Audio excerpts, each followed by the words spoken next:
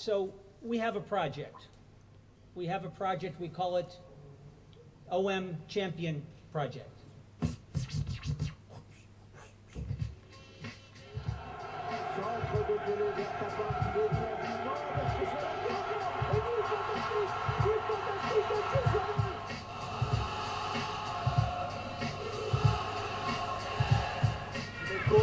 Dans le paquet, il n'est pas si derrière en jeu, passage à Max et ça va être le but de Cristiano.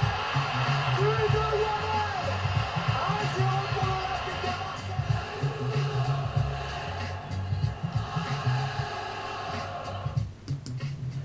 Hello everyone and welcome to yet another episode of the Marseille View, where we talk about and debrief previous OM games that have happened. So in today's episode we are going to review Marseille against Rennes, which I'm guessing we're getting used to it now. Drew 1-0. It's now the third draw in a row for Marseille and fourth of the season.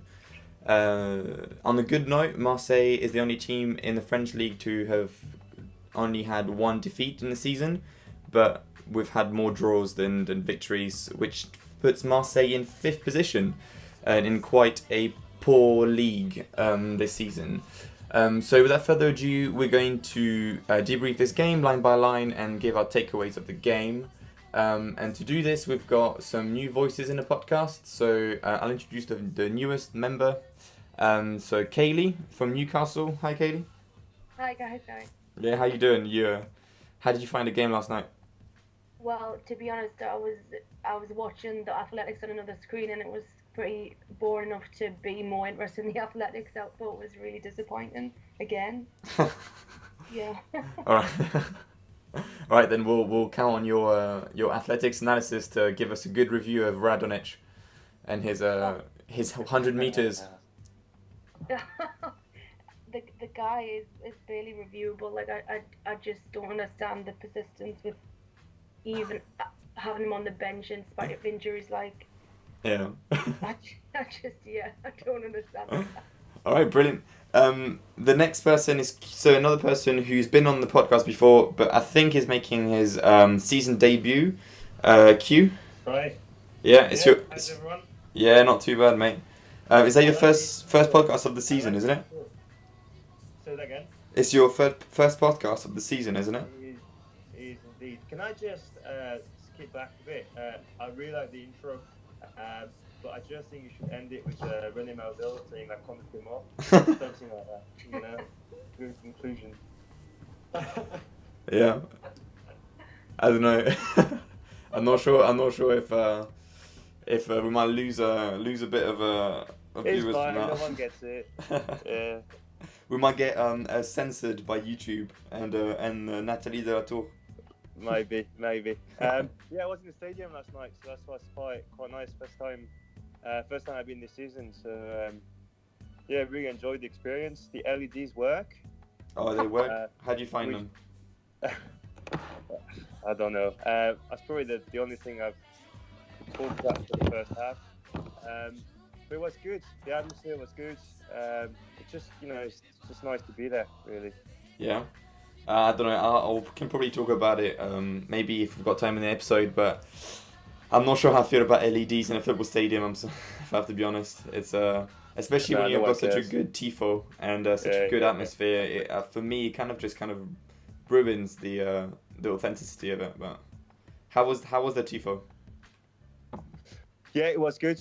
We paid tribute to Magnussen, and as always, I think we do the best tifos in France for sure. Maybe some of the best in Europe. Just really nice to see that. Yeah. Okay, brilliant. Fine. And then the last one is not a new voice. It's just one of our usuals. Ben, how you doing, mate? Yeah, good. Pretty boring to introduce me, but hey. Yeah, we've been through it all with you. I'm running out of little quotes to say for you. Yeah, what was it? It was Gunnar Anderson, wasn't it? It wasn't Magnussen, the tifo. Oh, sorry, yeah. I'm getting confused Yeah, between get it right, mate. Scandinavians. Footix. My bad.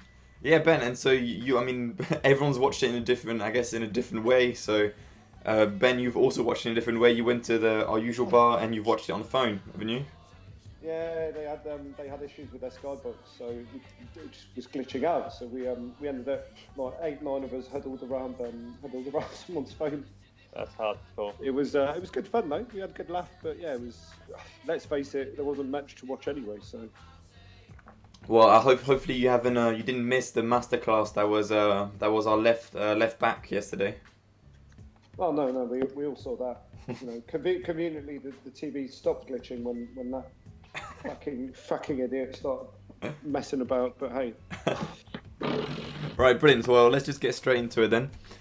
So we'll just start with our just overall impressions of the game, kind of how we thought the first half went in general, and kind of roughly how we thought it ended. Maybe some particular players that impressed us just grossly before we just go player by player. So it'll probably start with Kaylee actually, or just kind of trial by fire. I'll just put you straight in. What did you think about last night? It was just, again, like, it seems a bit disjointed in places. Like, to be honest, I think a lot of individual kind of performances really made it disjointed on the whole. Like, if you take, for instance, Benedetto, like, I think he's kind of riding on the sentiment of that he's scored in the past few games. He's had the crowd really with him, but, like, he was selfish in a bad way yesterday. Yeah, I agree. Like, some ridiculous shooting and some shots from really good positions where he had lots of options, and he's gone for like Hollywood shots that were nowhere near. He just was pretty subpar yesterday, which we haven't really seen from him yet. And unusually as well, like, I think probably for one of the very few times since Mandanda's second spell, is that he saved the game yesterday with those 2 saves realistically. We haven't seen, I think that's probably one of the best he's been in recent times. Yeah, I mean, performance-wise, he's probably the best he's been, but he's saved, I mean, the number of points he's earned us single-handedly this season is quite scary, isn't it? Yeah. I just think yesterday it was highlighted even more so, Yeah, it was. I mean, we didn't concede. Funny enough, we didn't concede as many shots as we did against Dijon, but I mean, his presence was still felt. Like you could tell the shot that Rennes was taking was just basically every shot was just, like a clear-cut chance that could have ended the back of the net. Mm-hmm. Yeah. Cool. So I mean, highlighting the goalkeeper and Benedetto's selfishness, but to be honest, I agree on both sides. But Q, what did you think about the game? I'd say there's obviously everyone saw that shit first half, and then we got to turn it around in the second half. I agree with Kaylee with regards to Benedetto, but at the same time, that's what you want from a striker, and we haven't had that in so long. Someone with just obsessed with scoring goals. He made some poor choices, but don't really want to blame him. I really enjoy watching him. He works hard. Some of his touches are amazing. He gets football. His football IQ is really high, and that's what we want. I've had enough of Struckman. He's always passing backwards. We need to put Camara in the middle. Considering he's the highest paid player in the team. I didn't think about that. I didn't think about putting Camara in the midfield, especially with Perrin, because now we have 4 viable defenders. Yeah, I was not too impressed with Perrin. I know everyone is saying he's done a great job, but his passing is not great. He got nutmegged a couple of times as well. It's just a bit too easy for Young to just go past him. And I think we play off playing Avaro and Char the 2 centre back. And then I realised how Rongier just took over in the second half, just bossing the midfield. Even the Rennes wonder kid, whose name I can never say. Yeah, Camavinga.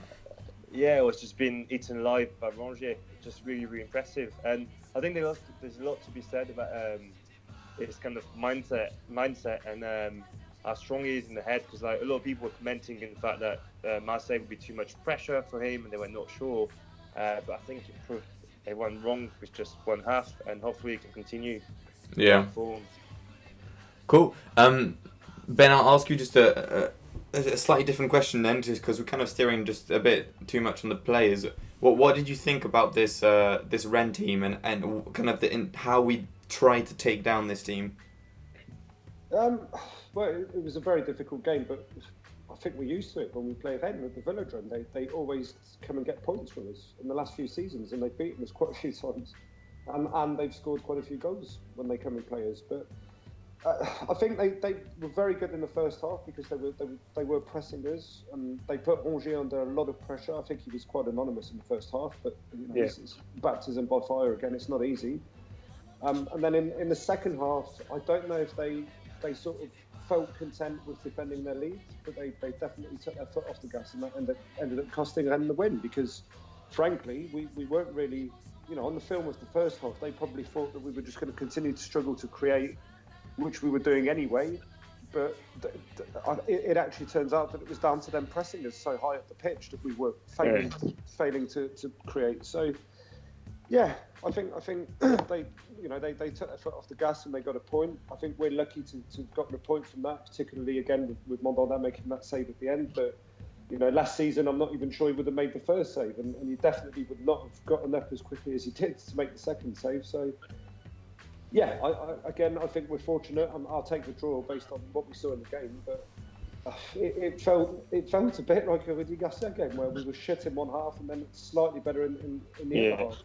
Yeah, it felt a lot like, we spent our whole game trying to make up for the early mistakes that we've made. It's just like making a lot of mistakes that were unpunished for the most part in the first half, and then the second half we did dominate, but it wasn't clear cut. And if you had to give a winner of that game, you definitely give 3 points to Rennes. Like, it's much sharper on the counter attack, much more clinical. I was so disappointed with the like small amount of chances that we got on the counters. Our technical ability is shocking. Always just a poor control, a poor pass. Like you said, Kaylee, just Benedetto sometimes gets the ball, and yes, like I'll admit, sometimes and more often than not, he does a really nice back heel or plays it straight away into the path of another striker. But twice yesterday, it's just like, what are you thinking? You get the ball at 40-yard line, you've got two options on either side of you, and you just take a P-roll shot to the keeper. Like, the decision making. Yeah, come on, one of those two options is fucking Hadanic, so come on. Yeah, I think Rennes have very strong squads. They're not playing the best football, but some of the players I really like. This Brazilian kid at the front, Rafinha. Oh my god, his first touch was amazing. Was tearing us apart the whole first half, and then put his foot off the gas, which was kind of fortunate for us. But I think they are a very, very good team, especially in such a weak League One. They're gonna do quite well.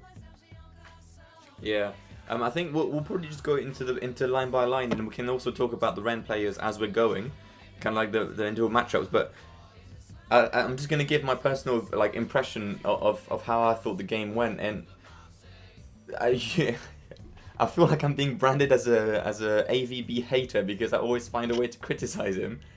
But I mean, we know Rennes at the Velodrome, like you said, Ben. They always come out with very quick, fast build-up plays, and they always successfully score. Like, we lost 5-2 one year, we lost 3-0 last year. We're 2-0 down at halftime. And this game, we know that we're missing and we're lacking speed, and we know that Rennes is so much faster than us at every position, and we decide during the defensive tactics to play man-to-man.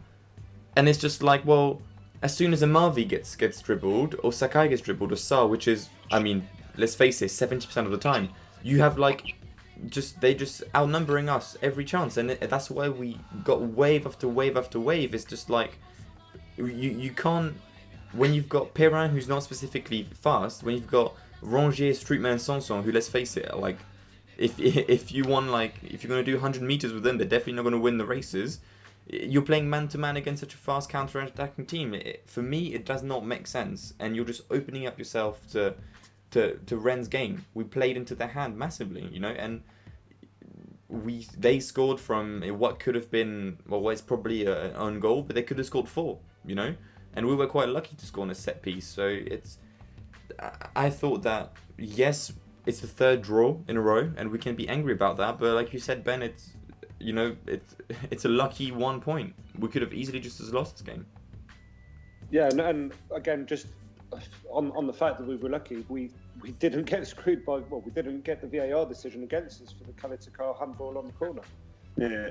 So yeah, it was very, very lucky, because I don't think we would have scored the second goal. Yeah, that was definitely a penalty, by the way. That was such a penalty.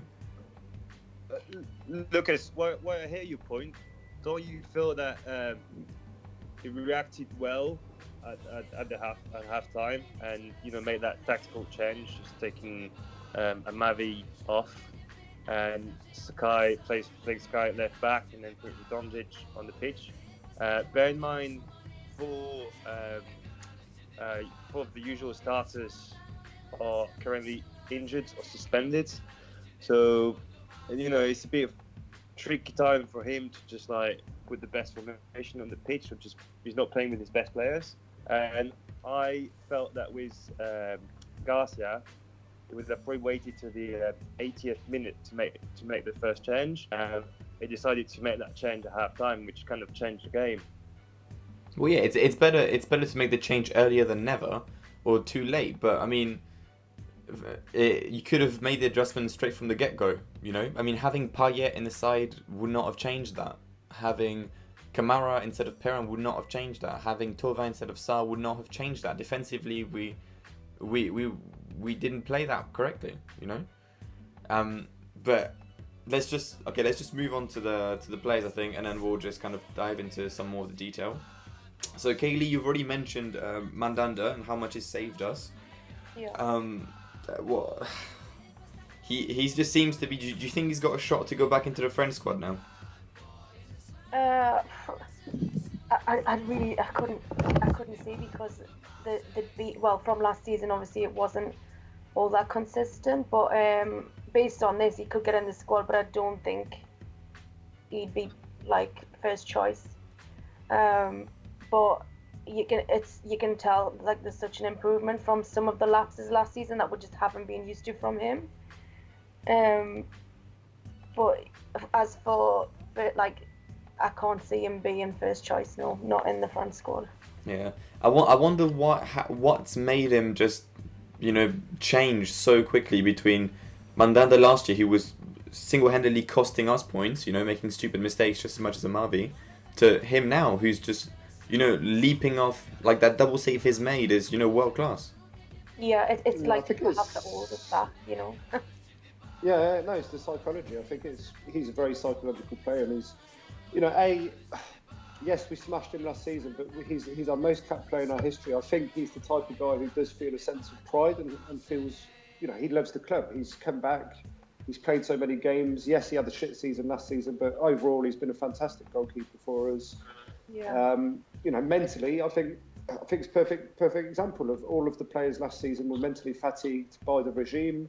He probably wasn't in the best place mentally himself, personally, and physically he certainly wasn't. And you know, he had the balls to admit it. And he worked on himself. He's lost the weight, and he seems to have found a new sort of second wind. And fair play to him. You know, he's the only one from last season who severely underperformed, who's turned it around. And I'm still waiting for others like Payet and Strootman and Sosso and Lopez and all the other regulars, and Amavi, who had shit seasons last season, to consistently show that they're over the hump. Yeah. Mandanda is there. To be honest, I'm saying no for the France squad, but Lloris is hardly covering himself in glory, so actually it's probably not that bad a shout, really, is it? Yeah, I agree. I don't know if you guys seen what Lloris did with Tottenham this weekend. It's Classic. yeah, it's becoming classic actually. You know, it's actually funny how it's becoming a thing to move. But we know Deschamps won't change. So Yeah, that's true. No, I agree with Kaylee. Maybe he'll get back in the larger squad and he'll be second choice keeper or third choice keeper. But I also think France need to maybe he gets in the Euro 2020 squad, but that will be the last one, and that's it. Yeah. Because we we as in the French squad, they need to blood some younger keepers like Areola and those kids need to get game time. Yeah. Right. So before we turn this podcast into a group masturbation on Mandanda, let's move on to the back line. So let's try to not think about Amavi for just 1 second, because otherwise we can just spend an hour on him. Q, what did you think about? Because you got an interesting take on it. You said you don't actually like Perrin that much. So tell me what you thought about our back line. Highly disorganised during the first half, and Sakai moving to left back and Saad dropping right back completely changed the face of the game. I felt a bit sorry for Amavi, because you've been to the stadium, you know what it's like when the whole stadium turns against the team or a player. It's like impossible for him or the team to come back, and I think Amavi will never be able to play at the highest level. That is gone. He'll never have it back. And sorry, I'm just going a bit too far, but I think he highlights the problem with Zubizarreta and the scouting team. We've had that issue for 3 years and it's still not fixed, but it's just shocking. Rennes' goal is entirely his fault. It pushes too high up the pitch, creates gap, and then they score. Someone was a bit more disciplined at the back, although he's on this like weaker foot to play on the left-hand side, like Sakai. Just made a hell of a difference. The offensive midfield couldn't dribble past anymore, and that changed the game completely. But you can really see that we're lacking a bit of technical skills at the back. Finding players between the lines and stuff. That didn't happen last night. And Perrin would just kind of boost any ball that would come his way as far as he could. Yeah, I feel like I have to agree with you. If we're talking about Perrin as a ball playing defender, then it's not satisfying. But I thought that he made a lot of key tackles, especially when we were, we had like holes just left, right, and center in our defense. I thought Cherichal was a bit too passive, but I feel like he's a player that is still too young to be the kind of the captain of the back line. So I think he's struggling a little bit to have to be Perrin's master and Perrin's guide. But I thought of course he scored his first goal for Marseille, so it's always a positive. But in the game, I thought our back line actually did all right. I think I put the blame of our poor defensive outing more on the team as a whole than just our defenders solely on them, because they were just basically having to defend against wingers and midfielders who were just having momentum, and we're just running at them. So it's a bit difficult to defend like that. Ben, what did you think? What did you think about Perrin? It's his second game. I think he's all right. He's not a superstar, or maybe who knows if he has the potential to be. It's too early to tell. But look, he did his job. He didn't make any mistakes that led to Rennes having a clear-cut opportunity. Not from what I can remember. He was solid against Dijon as well. He probably should have scored, but he was unlucky. But yeah, it's just he puts in a shift, and I'm definitely not going to fault him. And yeah, I'm glad that we are playing our youngsters. I'm very glad about it. But again, that's a good point. I agree with your point, because the overall defensive performance in the first half was down to us completely getting outplayed in midfield, and that doesn't help the defenders when you've constantly got fast players running at you and taking you on a one-on-one. And Amavi, yes, again, just piss ball. But we're used to that, and the problem is it's not going to change. And I think that what we will see, I think, in the bigger games is him on the bench and Sakai on the left and Saad on the right, because that works quite well in terms of the balance it seems to bring to the back line. It certainly gives them a lot more confidence, because they know they can pass the ball out to Sakai, Ben, I'm not sure what you changed with your audio, but your sound like very echoey. Oh, sorry. Is this better? Yeah. Sorry. I think that is going to be our left back choice moving forward. I think AVB realised that in the game very quickly, and he changed it. So I think that Sakai on the left and Sarr on the right is going to be the way moving forward. I would imagine. Why do you think he's out? Do you think Amavi's out of the lineup now? I don't know if he's out of the lineup. I think he'll play the next few games, but I certainly think that if he continues like this, and we all want him out of the lineup, let's face it. But I don't think AVB will do that immediately. But I certainly think as we approach the bigger games in that Rennes that we have four very ugly games, I don't think he'll be starting those games. I heard today that it was, if not responsible, at least involved in 70% of all the goals we conceded this season. 70%. That's considerable. Yeah, I'll believe that. I'll believe that, to be honest. Yeah, It's crazy. Yeah, he makes those individual errors. Let's face it. His positioning isn't great. My main fucking frustration with him is he's not improved. The main default is he doesn't track back, and he lets strikers run in behind him. Yeah, his positioning is crazy. I don't understand AVB, because apparently we've got a young And Kunku superstar in the making, but he said that it was not tactically mature. But when you look at Amavi, it's just like, It can't be much worse, can it? yeah, he defends like a fucking moron. He leaves far too much space between him and the winger. It's absolutely ridiculous. And that happened every single time last night. And on top of that, his passing was like piss poor. He was trying to find German on the left-hand side, and it would be a throw-in every time. Just at one point, you just need to give in on the guy. Yeah. Kaylee, what? Kaylee, you've got your fair share of shit left backs on Tyneside. I mean, what do you think?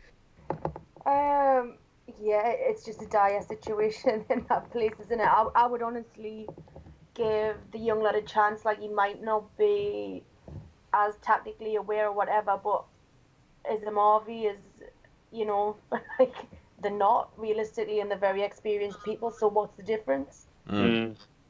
You've got someone young with hunger, but as well, in front of these people, like, just mentioning Strootman, like,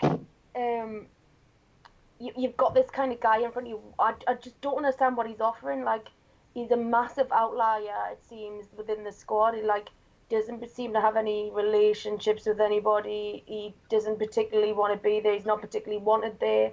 And he's not standing out on the pitch whatsoever for being the highest paid player. Yeah, well, actually, let's talk about Streamer now, actually. Just following on from you said, I mean, part of it is probably also because, like, the direction has made it clear that they want him to leave. So, if your boss told you that he wanted to sack you, then how much effort would you put in?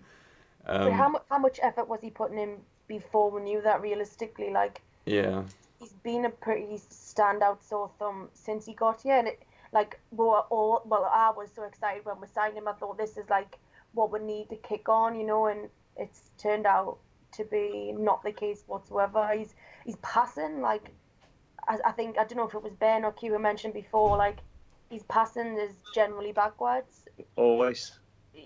I don't understand, and I've criticised Benedetto for this performance for selfishness, but, like, again, like, what creativity are we having? I know we're missing Payet, but I just struggle to see what Strootman offers, really. Yeah, it's kind of like, I'll give you I'll let you speak, Ben. I'll just make a quick comment. We talk about Amavi and Nkunku, and we're thinking how much worse can Nkunku be, compared to Amavi. You can't get much worse. And I'm thinking, as a number 6, if you put one of the youngsters like Filippono, who's month in month out the best youth player of our academy, how much worse could he possibly be? Just play Kamara, number 6. Yeah, that too.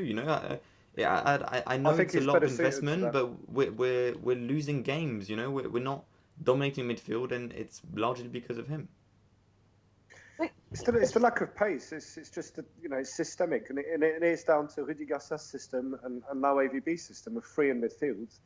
It's not suited to the players we have, and it's just we've got to. The quicker he realises that, the quicker we kick on. But also back to the individual.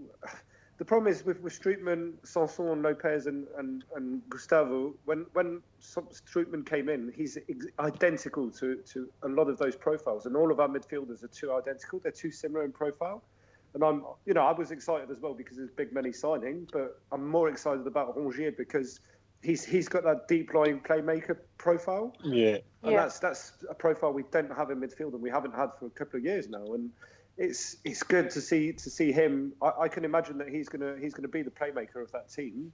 But the problem is when we don't have the ball, Strootman's going to get run at all the time because there is no alternative apart from maybe Kamara. Yeah. Yeah, I agree.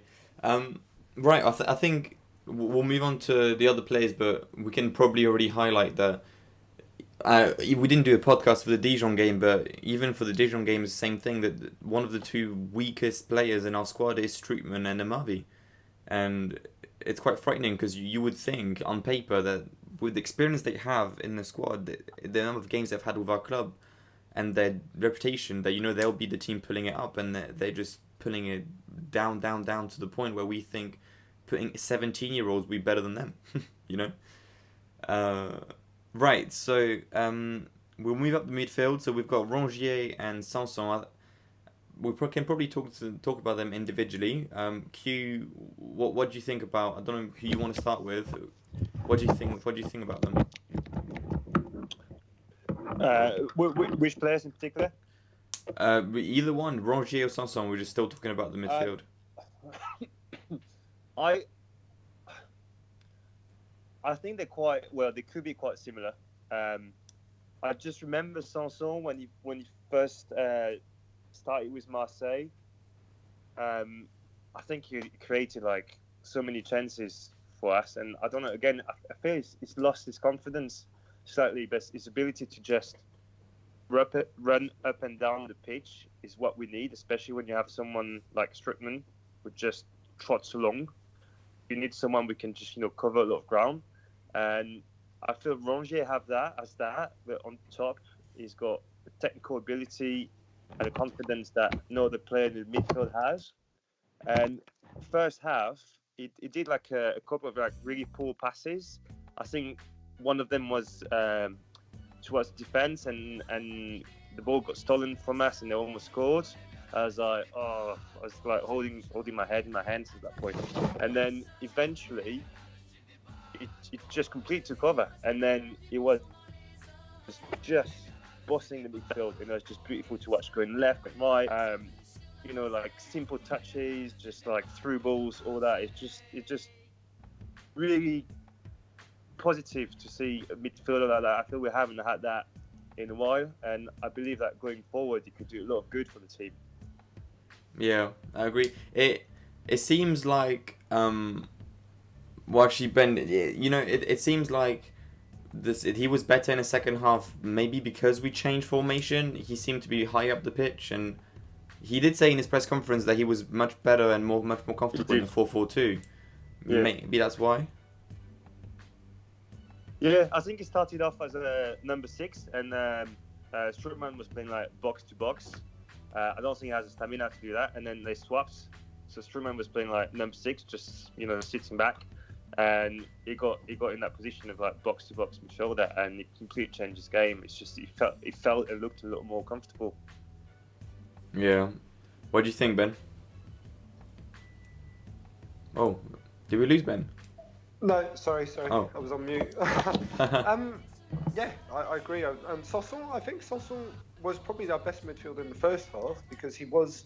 I remember notably there was a part where he got the ball and then he made a couple of good runs forward with it, and he crossed a couple of times, and I think he played well in the first half. I wouldn't say well, but he did all right compared to the other two.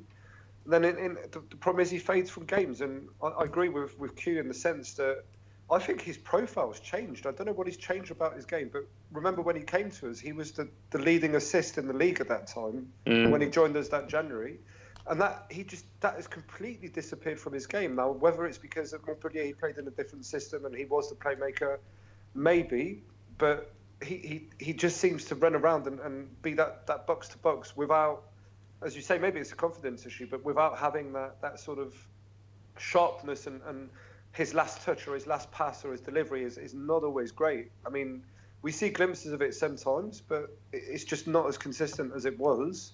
And I'm not really quite sure what his profile is anymore. I don't know. I just think he's in there as a workhorse, a bit like Germain, because he runs around. But what does he actually contribute?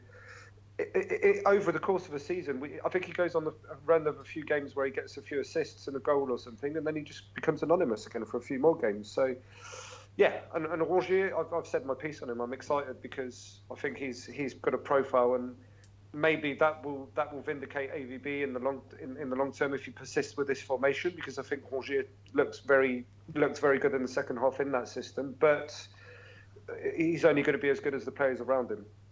Yeah. Kaylee, seeing how good Rongier was in the second half last thing, do you think that's probably going to be it for Lopez in terms of like in the hierarchy? Lopez is back to being the bottom choice in the midfield. Yeah, to be honest, I'm quite a fan of Lopez, and I think he's harshly criticised sometimes, whereas Sanson isn't. I would personally give Sanson, Rongier, and Lopez a try with Payet, like in a 10 role. Yeah. For me, Sanson and Lopez are very much like for like as you said. Sanson fades out of games, and I think Lopez can make. He doesn't necessarily fade out of games. Just sometimes he's not particularly effective. But I think they're both not at the level required that we need. To be honest, I don't think one particularly outshines the other. But yeah, I would. Yeah, it's weird, isn't it? Because we've got four midfielders who are like nationally recognised with Lopez, Sanson, Rongier, and Strootman, and out of them four, we've got one that's really performing at the moment. Yeah, I would take Strootman out and put Lopez in with Payet. Personally. Yeah, I mean that could work as well. I think one of the problems that I have with Lopez, and we saw it with the Dijon game, it's that, like you said, Keely, like he doesn't fade out of game like Sanson does, but because of his inability to be a playmaker in the opposition's 30 yards, he tries to keep the ball and play possession too low on the pitch, and then it just slows us down so much. And every time he tries to bring the ball up the field, he just doesn't seem to find his footing, and it's just like, well, if we play too far up, then he's absent because he can't play there. But if we play too low, then what's the point, of having the pretty triangles when it's in our own 15-yard box, I'm struggling to see how we could progress because he doesn't seem to be able to make that step towards taking more responsibility. Yeah, I mean, I don't disagree with that. I just really can't separate him and Sanson. Yeah, no, yeah, definitely. I think they're different profiles, but they're kind of similar, aren't they? In the way they're performing. We should buy somebody altogether new. I think both of them really. Yeah, and I think that the main thing that is going to play a big part is our tactic, obviously. But in this AVB system, he seems to want the midfield to be the creative part of the team, and we've only got we've fixed that because he realised, I think, that we didn't have a profile of a creator in midfield. We've got Rongier. Hopefully, he continues to build up and get better as the season goes on. But that is going to be a problem because apart from Rongier, you've got Lopez and Sanson. And the thing is, we know exactly what to expect from them, which is, let's face it, not much more than they're doing currently. So it's going to be a problem because I don't think Lopez can improve much more because it's just his physical profile in a league like Ligue 1, which is, and people say this here, they say it's a very physical league. It is. I think he's more suited to Spain or Italy personally, but that's just my 2 cents. Yeah, he would be better in the Spanish league, I think, to be honest. Yeah, that's for sure. But it's what you said, Ben. If AVB is gonna stick with his 4-3-3, and that means we have to play some of our players. Have 3 players in the middle and got 4 midfielders. We need to play the best 3. It's a no-brainer. And currently, Strootman is the shittest of the lot. So it needs to be Sanson, Rongier, and Lopez, and that's that. And I actually think, especially when we play home games, where we want to retain possession of the ball, I think Lopez would be quite useful for that. Yeah. Yeah. I think, yeah, you're right, because he was quite good in the Montpellier game. If they let us move up the pitch, Yeah. he can be quite effective. To be honest, his season so far it's been decent. Last year was disappointing, but I feel compared to last year, a lot of players have improved, but he's certainly one of them. Yeah. Right. I think we've spent quite a lot of time on the midfielder, and I think there's quite a lot of talk about because it seems to be one of the the perennial work in progress in Marseille. But let's move on to our front three, which is the same as Dijon, who managed to score exactly 0 goals against Dijon. Germain as a left mid, who I personally just find Rubbish. to just yeah, but I mean putting Germain as a left mid, it probably shows you how depleted we are as a squad. Benedetto up front and Bounassar as a right wing. And actually, I'm gonna sprinkle in Radonic, who came on for 45 minutes. So I think we can have quite a large sample size to review him. Ben, what did you make out of our trio? Is that in the same line as the Dijon game, or did you see some improvements? I think it was a bit better in the second half when we started actually playing football, and when they were actually getting service from the midfield. They were actually getting some balls, and we were trying to play football and spread out the defence. But yeah, I think Benedetto. Let's start with him. I understand why he was taking shots. I think the frustration is getting to him because he's starved of balls, and he yes, opposition defenders, depending on the team we play, will be able to mark him and single him out of games because he is a bit isolated in the middle. But I can understand why he's going for those shots because he barely got a ball all night. He was very frustrated. There was a good example in the first half when I think Amavi did overlap and managed to get in behind the defence in the area, and he completely fucked up his cross when was unmarked at the penalty spot, and that would have been a goal. He was alone. Quality. He was. Yeah. And you can see by his reaction, his body language, that that's why he's chasing the ball down. That's why he's putting in a shift. That's why he's running and showing a lot of energy because he's sort of frustrated where he's got to go and get the ball, and he knows it's not going to come to him automatically when Payet or Thauvin aren't in the team. So that's him. Sarr wasn't great, but he was much better in the second half when he went to right back, and I think that is his position. I think he's just doing, he's helping us out because we're short of players, of senior players certainly in that position. But moving forward, I'd rather see him at right back and Nathan Ake or Liadji start a couple of games in the next few games because they're natural wingers, and he could focus on just defending because he is a decent right back. He's not great, but he's decent. And then, we get on to our clown, Radonic. Firstly against Dijon, he was just fucking embarrassing. It was like when he came on against Nantes, when he lost every fucking ball.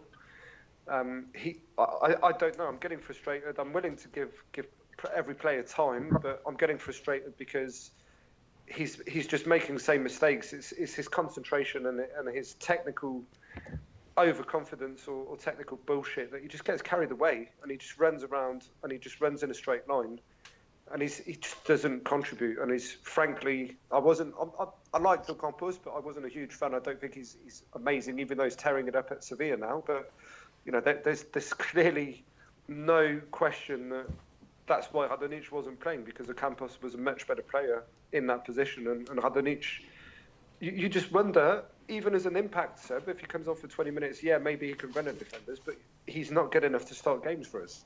He just isn't.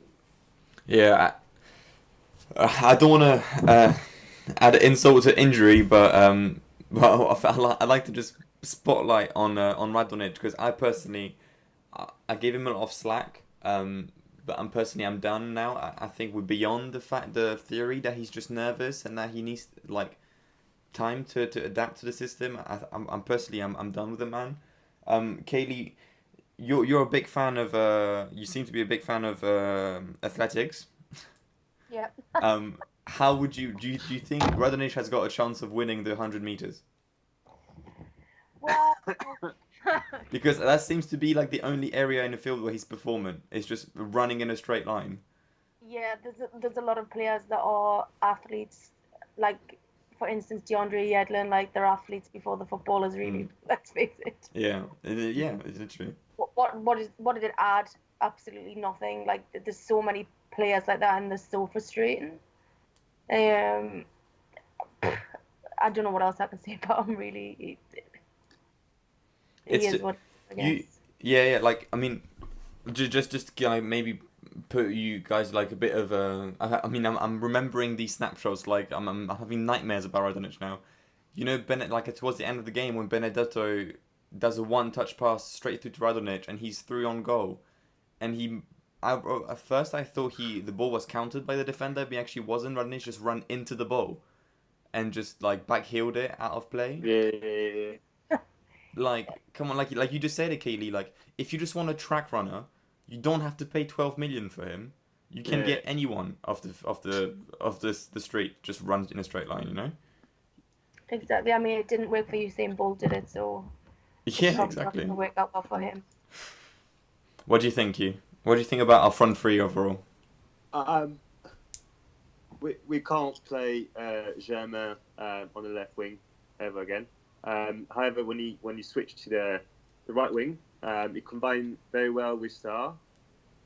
I think that was quite visible from the stands. We just lack talent. Payet and Tove on the bench, it's kind of like technical skills have just dropped below average up front.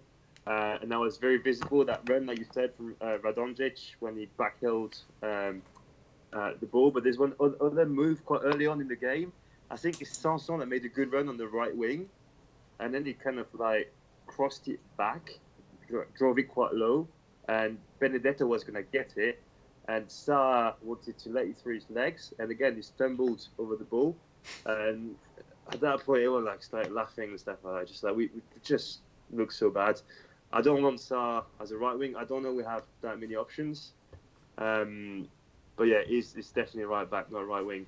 Germain, however, I thought put in a solid performance, not only up front, but very generous, running back. He pretty much prevented a goal. I don't know if you remember, but he trapped all the way back and like blocked a shot. Do you remember that? Yeah, I remember. It was on a counter attack, and he was the last man, wasn't he? Yeah. So, and again, I think when he was subbed, he was applauded by the whole stadium.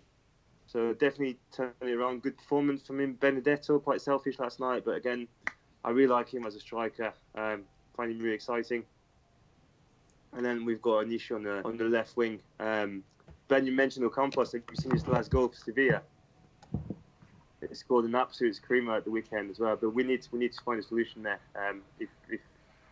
If Payet gets injured or whatever, we just need to find. Just play the youngsters. Play the youngsters. Give the youngsters a chance. Yeah, I wouldn't mind that actually. Yeah, well, we didn't see enough from Ake, but he seems to be a prospect. Even Cowie, I think Cowie's been promising in the last 2 games. Why not give him a go? Yeah, Ake is scoring a lot of goals with the reserves team, so why not try him? Yeah, I agree. I completely agree. I think we should just. I know it's hard to just like say, well, let's part ways with the 12 million we spent on Radonic. Let's part ways with the 30 million we spent on Streetman and play some youngsters. But at the end of the day, we've done everything we could have done to make these guys comfortable, and they're still not performing. So we just have to, let go of the dead weight. Yeah, cut your losses. Cool. So I think that's it for the actual team. So the next part we're just gonna give like our one takeaway of the game. So just to remind you guys, it's just basically like you guys get all like 30 seconds, just highlight maybe a player, a tactic, something you took out of the game. Just get 30 seconds ish to like just talk about it, and then we'll just go one by one. So I think we'll probably start with Ben because you've done it before, so we'll just start with you. Ben, you need to unmute yourself, mate. Yeah. I'll do the takeaway from both games really, and I think out of the 4 halves of football we saw, we played well for maybe one of them, and that is down to Rongier. And my takeaway is that I think that hopefully he's going to turn out to be our playmaker, and he's going to grow into that role and do well. And yeah, that is my main takeaway, is that we struggled to create chances in both games, but I think I'm confident that with him pulling the strings in midfield, hopefully we'll see an improvement and we'll create more chances. Yeah, okay. Yes, that sounds reasonable. Q, what's your takeaway from this game? And you can also, I guess, take something away from the Dijon game as well. I actually only saw bits of the Dijon game because I was moving houses, so I won't comment on that. However, what I take away from the last game, and I know you'll disagree with me, Lucas, but I think it's AVB's ability to just make tactical changes early in the game, and it wouldn't have happened with Garcia. And what he did at halftime to remove Mavi was having a terrible game yet again, and that kind of worked and changed it for us, and he could recognise that Julien Stéphan was having the upper hand tactically against him with his formation, the 3-5-3 he was playing, and we couldn't find solutions, and then he made that simple change that really turned it around for us. Yeah, okay. Yeah, okay, fine. I won't debate against that. I was biting my tongue the whole time, but I'll let you go. And Thanks, Kaylee, mate. what would you take away from that game? I can't really comment on the Dion game, but as far as AVB goes, like in terms of that game, if I didn't know that Rudy Garcia had left, I would feel like it's the same thing. I don't see much difference, and something needs to change. I feel like the wins against Nice and Monaco and Saint-Etienne have papered over some cracks because we've had pretty average performances against Montpellier, Nantes, Dijon, and last night, you know. So and like this is the time to capitalize and get things right and make changes earlier in the game, because realistically, like with Lyon in 11th so far back, they're not going to keep Silvino much longer, and this is the time to really cement your place in the four. And with the fixtures we've got coming up, obviously, Qatar, Saint-Germain, Amiens, Strasbourg, Lille, like if we can't get points from these games, are we going to finish in the top four? I can't say it personally. Yeah, more of a general overview than the game itself, but yeah. Yeah, it's alright, it's alright. Yeah, cool. So we've got one about Rongier, and two kind of about AVB and our general playing style. I'll try to. So what I want to kind of say is kind of an unpopular opinion, because everyone likes to bash Amavi and just say that a lot of his games, a lot of the goals are because of him, indirectly or directly. Yes, he is responsible for the goals, but 70%. yeah, but we've known this for 2 years. There's 11 men on the pitch. You are allowed to bring some help on that side. Otherwise, we're just going to put him on the field because we don't have the players to sub him off. So basically, we're just going to give up and just allow teams to score 2 goals every time. No, as a coach, you are allowed to bring some help on that side to make sure that he doesn't get done every time. When you've got a player that's not performing well, that's worse than the others, then you try to bring some support, and putting German left wing, who does track back sometimes, but he hasn't got a defensive mindset. It does leave gaps. When you leave Strootman to cover Sanson when he gets up, who does not track back, he does not cover Amavi, and you're not doing him any favours. So I agree that Amavi is bad. Like, I'm not going to defend Amavi, but what? So we're just going to basically accept that every team is going to have 16 chances on the left field. Like, AVB should make adjustments, and you can make them before the game, because my mindset would have been that if you put Sakai left back straight from the get-go, like Mavi would be on the bench and maybe next game he played, but by putting him off at half-time, you're killing him. He got booed the whole game. You subbing him off at half-time, something that should never really happen. You're killing the man, so what kind of player are we going to get for the rest of the season where we need numbers? For me, I think it's unprofessional from AVB. Okay, so that's all of our takeaways. We'll just quickly look at next game, and then we'll just wrap our podcast. So you highlighted it, Kaylee. So we are playing Amiens next week, and then Strasbourg at home, and then we're gonna start going into the hell of our schedule. We're playing PSG, Lyon, Lille, and Monaco, who are back on form. What are you guys expecting out of these this 5 or 6 games? I think, I think we'll probably see better performances against the bigger teams. Actually, not necessarily a win, but it seems to have been how the season's gone. Like normally, under Garcia, we're used to not really playing well against the big sides, and it's kind of yeah. But it's the Amiens and teams like that I worry about playing, if that makes sense. Yeah, well, even though we don't really know yet if we're good against big sides, because we haven't really played a good side yet. Yeah, I mean, like teams that we sometimes struggle against. So, like, when was the last time we beat Monaco? I can't remember. Like, but we haven't played a Paris or a Lyon yet. So yeah, like, we just don't know, I guess. Yeah, we'll see. Q, what do you expect out of these games?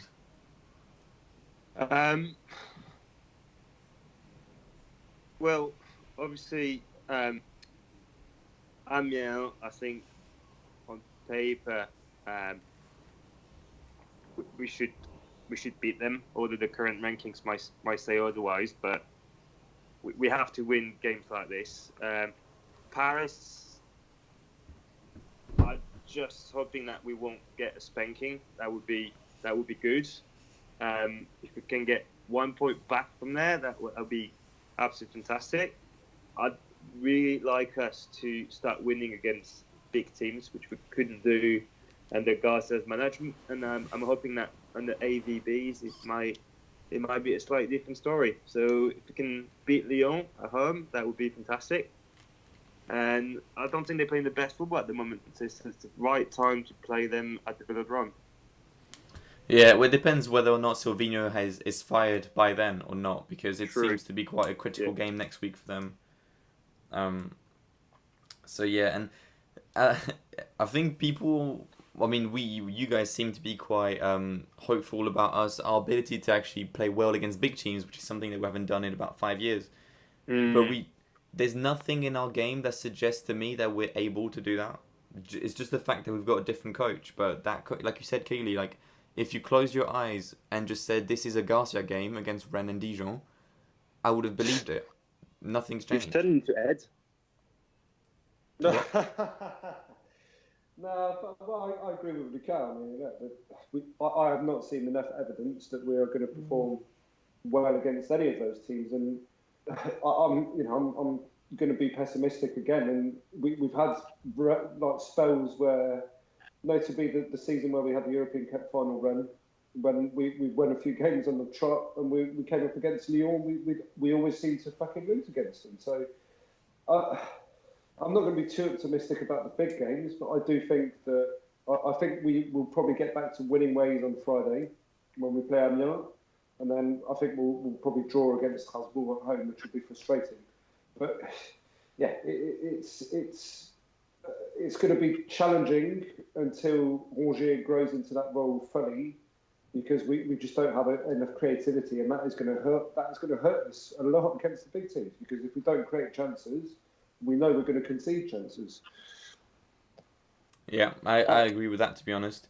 Can I just say, the positive signs that I see compared to previous seasons, especially last year, is we seem to have a bit of grit, a bit of fighting spirit, and we're lagging behind in a number of games now against Monaco, Montpellier, and Rennes at the weekend. And yes, one we managed to win, and the other two we managed to draw, and that wouldn't have happened before. So I think we've got that knack, we've got that willingness to go forward and score goals and eventually win games. And I'm really hoping that if they can keep that momentum into the Lyon game, then this time we might actually win it. Yeah, I agree. I mean, we'll have to see. I'm personally not very optimistic about the amount of points we're going to have in about 6 games' time, and I definitely don't think that we're going to be fifth. And I think we're kind of looking downwards from that, and we're probably going to look at being maybe 7th or 8th, depending on how it pans out. But I'm not very hopeful. And it's worth highlighting actually because the Monaco game is for the League Cup. Just quickly, I'd like to just get your thoughts about, this is the last edition of the Coupe de la Ligue. Do you guys think we can make a run starting with Monaco away? I'm worried about that game and the timing of that game, to be honest, because it's just going to land in between other big games. And yeah, we're going to, I think AVB will be tempted to. Wait, one second. Q, I think you're moving your mic a lot. Sorry. It's alright. Ben, go for it.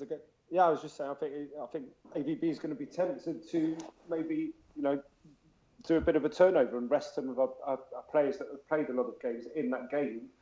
So we'll see. But yeah, I'm not. Yes, obviously I'd like us to go for it and win it. I'd rather we win the Coupe de France because it's been a while. But look, any trophy is a trophy. But I just don't fancy that game and the timing of that game and the fact that us beating Monaco has actually spurred them into life. Kaylee, you didn't sound too optimistic either about it. What's your thoughts on it? Similar thoughts, to be honest. I think I don't think you can play the full, it's not full strength anyway, but I don't think you could play this current team because any more injuries and we're in serious trouble. So I think we'll see a much changed squad, and I can't see we're winning at all. I think it's just too many games, and yeah, I can't see it really. All right. Well, on that note, on this very optimistic note, we'll probably end the podcast here. Thank you everyone for taking part. Thank you, Kaylee, for your first time on the podcast, and Q for your first of the season. I'm not sure when you guys. I'll check the poll on when you guys are back on the podcast, but it'll be great to have you guys again. Yeah. I hope you guys all enjoyed it, and we'll probably see you again on Saturday after the Friday game. Yeah, cool. Yeah. Sounds good. Nice. Cool, right, guys. Cheers, Thanks, guys. End the podcast here, and take care. You too. You too, mate. Thanks, everyone. Bye. Cheers. Bye. Thanks, everyone. Bye, mate.